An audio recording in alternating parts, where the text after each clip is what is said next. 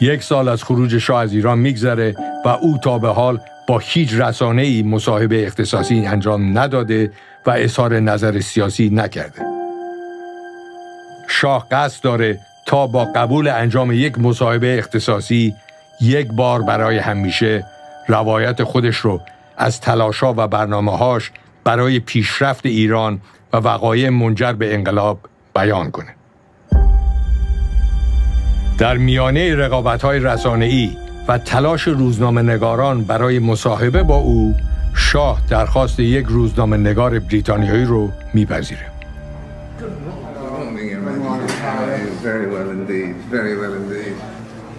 دیوید فراست که تا پیش از این چند بار در ایران با شاه گفتگو کرده بود، حالا برای انجام این مصاحبه به تنها هتل جزیره کنتدورا اومده.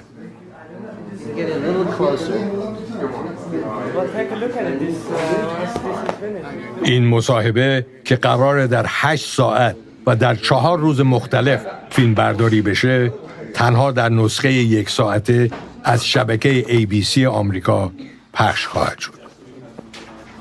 در بخش‌های پخش نشده این مصاحبه، شاه برای اولین بار ناگفته‌هایی رو از ماه‌های پایانی سلطنتش بیان می‌کنه که تا قبل از این در هیچ جا از اونها سخن نگفته بود.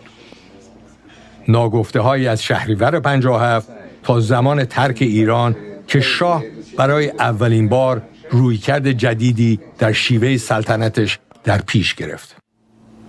When I committed, I think, the mistake of changing the Amuzgar government and precipitate the liberalization program, I wanted to create, as I said, a coalition to form a national government representing all shades, especially the opposition people.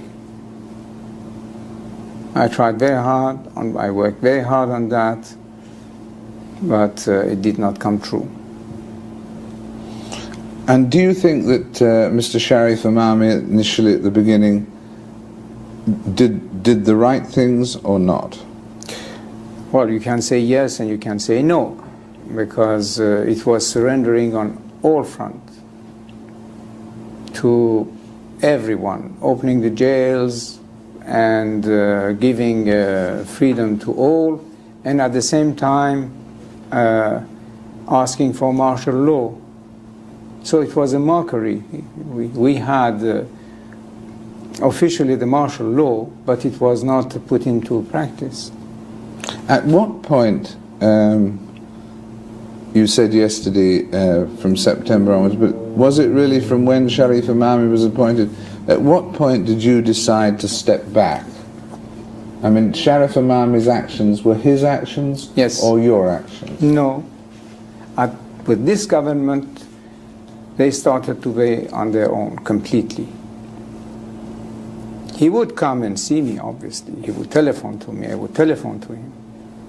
But the question of what the system that used to work before was absolutely changed. They would adopt and decide about things that they would never even report to me. Was there a time when you privately said to yourself, I may have to leave, before anyone suggested it to you? I may not win this battle? It was not so much the question that I was thinking that it was time to go. I was rather thinking that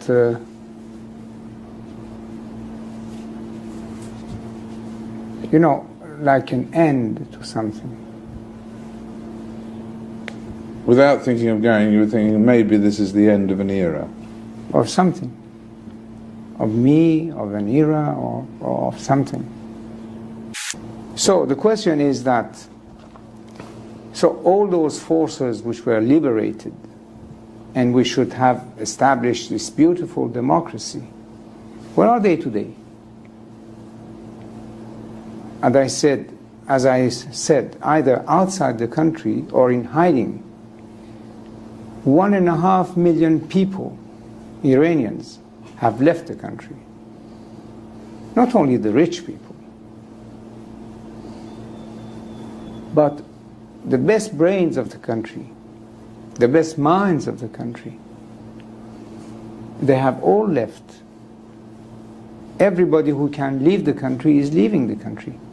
So where are those people in the Bar Association and in other places who were promising democracy and these things? Where are they today? You ask me why they are concentrating so much against me, my person, and accusing me of mass murdering or even money manipulation, which is very far from my nature. The adopting this Nazi-like propaganda is something quite curious. It comes in the picture that the man there now, you see, he doesn't want to hear about the history of our country one day before he came back to Tehran a year ago and took over. He says the history of the country does not exist. There has not been a single good king in the history of Iran. So he thinks that the history of Iran starts with him on whatever it was, February of 1979. That's why they are concentrating so much on me, because I was the king. The history of Iran must disappear, with I as a king, with the other kings, with everything that existed before February 1979. A patriot must think of the future. I'm thinking of the year 2000. If we kept our youth and our population out of the orbit of the new technology, how could we be competitive with the rest of the world in the year 2000? Unless we are ready to fall in the category of the 5th or 6th great nations. Now they say that boys of 15 and girls of 13 could marry. Our population explosion is 3.2 already. Soon it will become, I don't know, in the category of 5 to 6%. How are they going to feed these mouths? Especially if what now is making the wheels turn somewhat, that is oil money, will be finished. It's only through technology and mastering the science, and the future of the world is based on technology and science. And this is only in the Western world that you could find. So the man is not thinking of the country or its future, only about his hatred against me. I'm thinking of the country, of our people, of our future, and he's just want to destroy what I am. That's the difference. And when I tell you, Mr. Frost, that I still cannot understand, I will repeat that again. I still cannot understand what has happened. If you had your time as Shahanshah over again, those 37 years, what would you have done differently?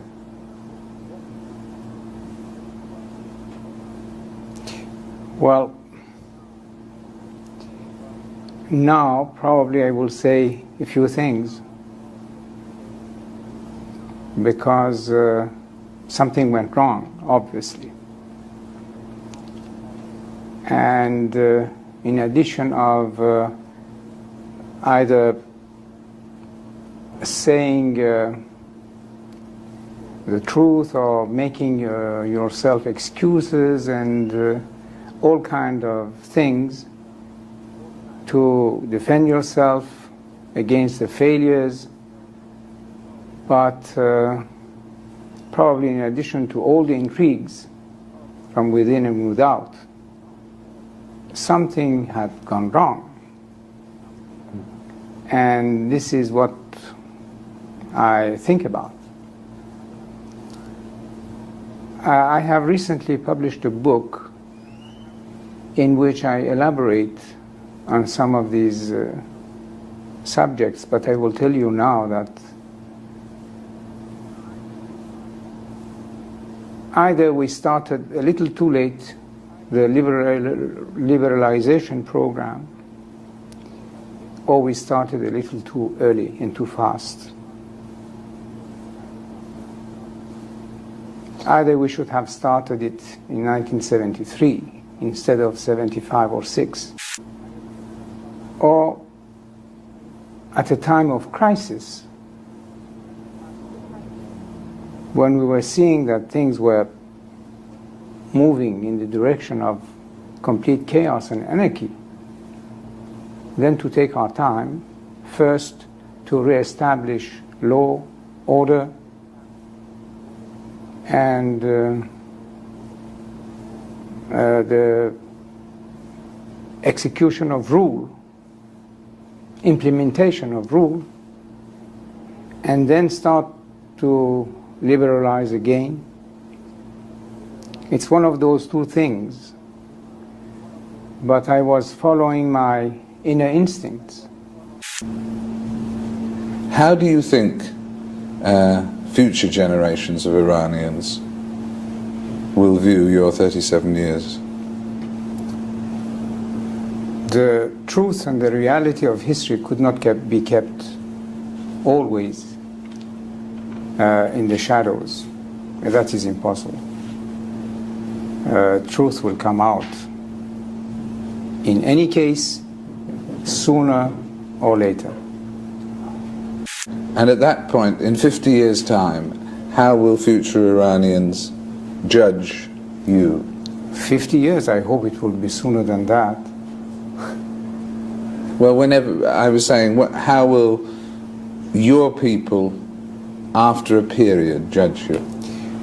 Well, if they read history, they will see what it was before my father, what it was when I took over, and what it was when I left. Do you feel that your people let you down, or that you let your people down? First of all, when we say the people, we cannot talk about all the people. That's absolutely not true. I can say that the silent majority remained silent. And if I let my people down, it was for the purpose that I tried to explain, that a king cannot be a dictator and that a throne could not be based on blood. This is my only explanation for what it is worth. Did your people let you down, do you think? Well, the majority remained silent.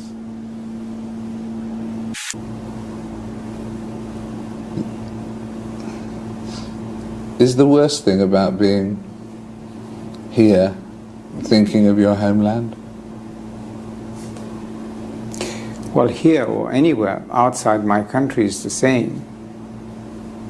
The question is that you cannot stop thinking about your own country. What do you miss most about it?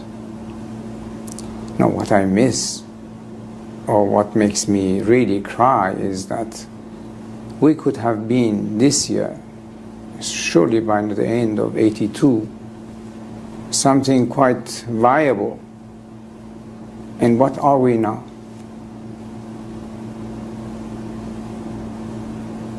What has it served? The religion, democracy, human rights, the rule of the people,